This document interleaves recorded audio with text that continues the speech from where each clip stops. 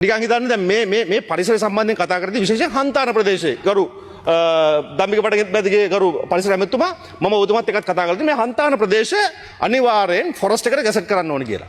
හන්තාන සුරකීම සම්බන්ධයෙන් වූ වෙන කබිඩක් අපි මහනු දිස්ත්‍රික්කෙ පත් කරලා දෙනවා. නමුත් මේ ඉඩම් ටික අපිට බේර ගන්න බැරි වෙලා තියෙනවා. අපි මේකට මැදිහත් වෙන්න ඕනේ. නේ මේ ඉඩම් ටික ආරක්ෂා කරගන්න මැදිහත් වෙන්න ඕන. මේ හන්තාන විතරක් නෙවෙයි මේ රටේ පෞගේ කාලේ වනාන්තර 86ක් පරිසර අමාත්‍යාංශයේ මැදිහත් වෙලා ගැසට් කරලා තියෙනවා හෙක්ටයාර 60000කට ආසන්න ප්‍රමාණයක්. ගරු මන්ත්‍රීතුමා ඔබතුමායි කාලය අවසන් කරන්න.